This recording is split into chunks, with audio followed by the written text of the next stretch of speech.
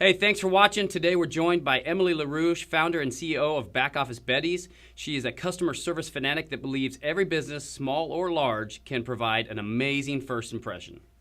I'm Josh Farley, president of Redline Electric and Solar. Join me as we talk to contractors, business owners, and experts who are willing to share their experiences to help you overcome obstacles when you're taking your business up and to the right.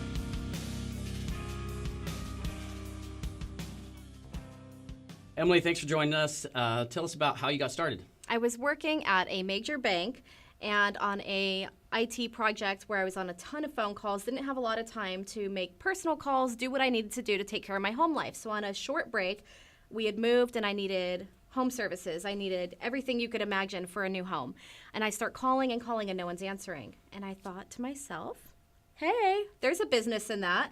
I could be, hometown hero to our local service business and our service industry and help these guys by answering their phones, booking their jobs, helping them to grow their business, but also giving people like me great customer service. And I was appalled when one guy even called me back and he said, hey, I had a missed call from this number. He didn't identify his business. How do you expect to make any money doing that? So you had no experience. It was just, hey, I see a need. I'm going to just start. Absolutely. How scary. It was really scary. But I've always known that I wanted to start a business. I just didn't know what. I didn't really have a skill. I wasn't an electrician. I didn't have a skill that I could go out and start a business on. The one skill I've always had is providing more service. My mama always told me, leave people with more than they expect. And I've done that through every job I've had. It's why I've gotten any promotion I've ever gotten. And so my service internally, externally at different companies is the one skill that I didn't even know I had.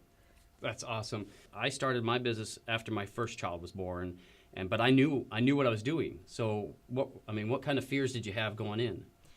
Oh, I honestly, this is kind of silly, but I'm a little superstitious. So I said, well, let me call the bank and see if the bank will give me a signature loan for this. I don't have a house to put up for collateral, to get SBA loans, to get this huge venture off the ground. So I called the bank, and shockingly, they said, sure, why not? They gave me the signature loan, and I took that as my sign. It Gotcha. Probably is not the way to start a business, but I was like, the odds are ever in my favor. Everything's lining up, so let's do it.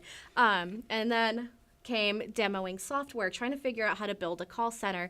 So while I was still working, I had a huge giant phone, I call it my phablet, and I'd be hiding in conference rooms in the building. You weren't supposed to use them, so I'd have to go in there in the dark, leave the lights off so no one knew I was in there, and I'd do software demos, That's 20, funny. 30 minutes at a time during the day as I'm building this while keeping my job. Right. Then I decided I knew I had carpal tunnel. So my doctors had told me you can go get carpal tunnel surgery. It's 6 weeks. If you do one hand at a time, you get 6 per hand. Gotcha. So to maximize the time off, I used all my vacation time, and then I used all of the carpal tunnel time. While I was gone, I got laid off, 3-month severance.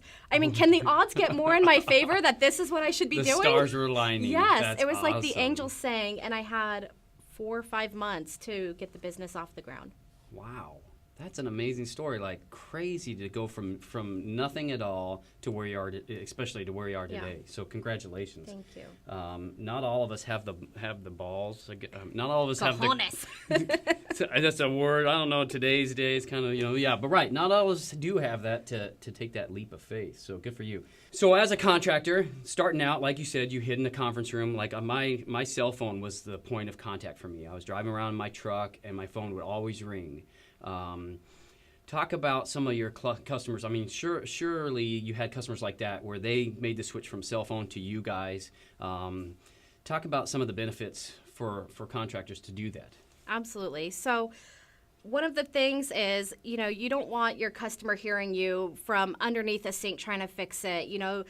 In the middle of a job, you're giving poor service to the customer's home, who you're at, or whatever it is you're doing, and then you also can't give the focus to the person on the phone. And how can you follow a system with every single phone call when you're on the fly all the time? Right. So it pays to have your in-house person having a system that they can follow every single call the same way. With every client, we create a call flow path.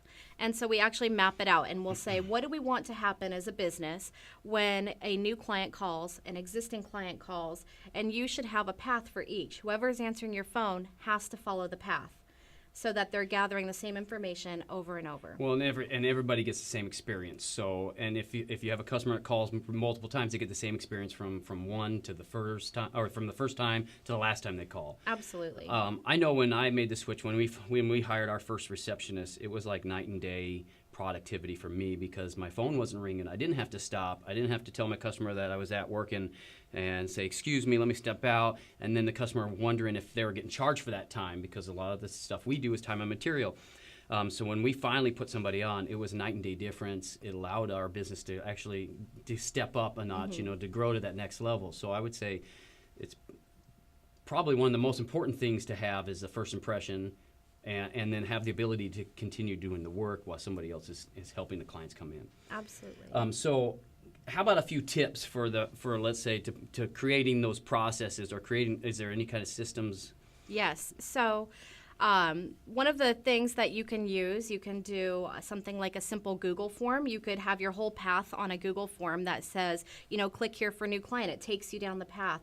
You can there's a ton of different tools just like out there. step-by-step process. Exactly. Gotcha. The reason I like the Google Forms is they're interactive, so you can actually program in. If it's a new client, you click the radio button and it takes you to the new client process. There's other stuff you can use. There's Trainual. We use Trainual with our entire team to document our processes.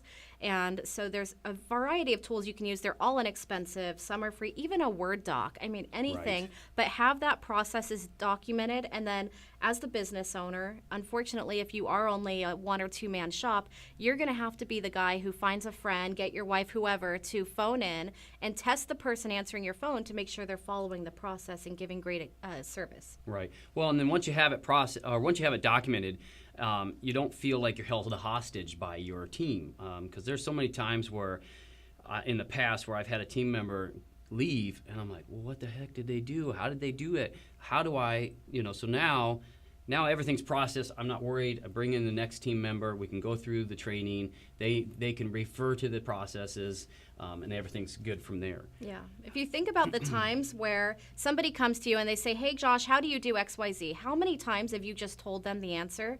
If you took the extra 10 minutes to document that process, you never have to answer that question again. And I remind myself that every day because I'm so lazy to do that 10 minutes. I'm going to write that down later, too, because I need to do that every day. What are the top complaints? Like, what are the top complaints you get from callers? Top complaints, no one's returning my calls. Right. That's number one, is not getting a call returned. One of the things I can say as a contractor that you can do, even if you have an answering service answer your phones, you can have them set up a call flow so that the customer feels like they're taken care of. You don't have to give them that quote right there on the phone. You don't even have to have the business owner or the sales guy right available at that moment. What you want to do is let them know that they have been taken care of. For example, let me get a couple of answers from you about the project or the job. Go ahead and document those. Maybe Anyone can do it. Timeline, how soon you need it, that sort of thing. And that way they feel like they're being heard, they're getting what they need, and they're not going to keep calling and shopping around. If you simply say, yep, sales guy's not busy, let me have him call you back, I can guarantee they're going to call someone else. Gotcha. So I think that's all wonderful for sure. I mean, first impressions are everything. From the employees, the potential employees coming in flip-flops and broken jeans to never getting a call back. I think that sets the bar for sure. Okay, so tell me what you consider to be the perfect phone call. Awesome. So I called a local business yesterday. It's Arcadia Signorama. I have to shout them out because it was such a great call. I wondered if they used a service. I mean, it was that good. So first thing, positive greeting. And I also want to share, male or female, every one of you can do this. You don't have to be a bubblegum poppin' young lady to have great phone service. So here we go. A gentleman answers. My hair that I don't have. Yeah. Hello. A gentleman answers. He has a pleasant greeting. He listened to what I needed, and I didn't even know the names of what I needed, which was really important. So he got the gist of what I needed. Listening is so powerful. Giving me his full attention and said, let me make some product recommendations. But first, who are you? Find out who you're talking to so you can use their name. He determined, was I a new or an existing customer? Really important. And there are different paths for each. He took the right path by looking up my account and said, is this Emily? Yes, it is. It made me feel so special. Right. And he said, Emily, I'm happy to get you a quote. Let's find out what you need. He made some recommendations, and then he told me what he was going to do. So now he's setting me up to know what's to expect. Whether you're taking a message for a salesperson, whatever it may be, you're telling the customer what to expect. I will follow up with you via email with a quote within X amount of time. And he did it, so now you're actually following through, so you want to make sure. Right? Yep. If you're a contractor and you say, I'm going to show up between 9 and 11, you show up between 9 and 11, or you're at least calling to let them know. So we're letting people always know what to expect. Right. And then he closed the phone call on a positive note and then verified my information. So I can't tell you how many people have complained their contractors didn't show up. And the complaint I get from contractors, wrong addresses. So when you're taking those calls, verify the address, read it back, make sure you verify the information. So he said, oh, I've got your email right here. Is it still blah, blah, blah? Yes. So you want to verify your information. And then on the end, you recap the call. Here's what to expect. Here's what I'm doing. Here's when you'll see it. Right. Thank you for calling. Have a great day. Great job, Arcadia Signorama. Way to go, guys. One of our rules at Betties, and we QA on this, is did you create a personable experience? Did you use the caller's name? Minimum one time, but best if you can do it twice, as long as it doesn't sound forced. No, I love to hear my name. I know that sounds funny. Cut that out. Cut that out, too. Cut it all. Just leave her. This is the Emily show. I'll go get your next guest. So I'm going to switch gears. I'm going to ask you, how do you like being a business owner? I love being a business owner. It is the hardest thing I've ever done. One of the things that made me feel a little bit better about being a business owner is I asked one of my mentors, and he told me about a time being up at 2 a.m, crying about how I'm going to make payroll. And to hear that from a man who's now very successful, to know that, oh, that was me yesterday, it made me feel like, okay, we're all in this together. Right. And being a business owner, there's nothing like it. How many times you lose sleep? Like, I lose sleep all the time thinking about what I got to do tomorrow. Pretty much every day. I asked the same mentor, I said, when does it get easy? Right, never. I feel like if you get to a certain place of success, and it does, some things get easier, but you always have problems. You should always be learning and growing. If you don't have that fire inside to learn and grow, you probably shouldn't be in business. Right. You ever feel like giving up? Never. Never. It's never crossed your mind? Never. Good. Keep that. Selling, sure, but giving up, no. Right. So that leads me to the next question. So what's the big plan? So future. The big plan for me is just to continue growing the company over the next few years, and we came out with a new mission this year is to be the best virtual receptionist service in the United States. So everything we do, all of our initiatives this year are going to be focused around that. Great. And I have kind of an ADHD mind, so if I don't have something new and exciting to always be working on, I'll get bored. So for me, I have a new shiny mission. All right. I have a bunch of activities I can do to make that happen. Awesome. No, that's great. So so thinking back to when you started, what would you do different? Everything. Right? So, no, sometimes I feel like I got it. Sometimes I'm like, man, I wish I could go back. And when I started, I think I would have focused more on a niche instead of trying to serve everybody. And I know a lot of contractors feel the same way. They're so worried about losing every single call, every single possible line of business that could come in. Right. And I wish I would have been a little more niche focused, because I promise that it actually will increase your business, not push people away. I agree 100%. And sometimes it's just easier to say no, or not easier. Sometimes it's better to say no and follow the customers that are a good fit for you. Okay, so I also want to talk to you. So we're all business owners. We're all dying to know how other business owners get their customers. How do you get new customers? So this has been something that we've been asked a ton. I got really lucky early on. I'm really, really painfully shy. So for me, going out and networking, I knew it was a must. I knew I'd have to, and I did a little bit. Then I hired someone who is good at it and had her go out and do it. But because I'm shy, I took to the internet. So I say most of our business came word of mouth. And Word of mouth. Word of mouth. It's the new I thought she thing. misspoke there for a No. second. No, that's great. Word of mouth. Word I of love it. mouth. People telling people online. So I actually went and found people who are writing about anything related to my industry, pitched them on getting in articles and people finding out about us online. I had people try out our services for free, write about it, Right. and that kind of thing really has fueled the business. Awesome. That's great. Great advice. I'm going to have to try some word of mouth. That's for sure. Okay. Anything else you want to share with us? Absolutely. So I came across an interesting stat this morning, and I'm going to quiz you now. So Okay. Uh-oh. I know. Get ready. This is a tough one. Thinking of the fast food restaurants in the Valley, which one would you say has the friendliest service? Chick-fil-A.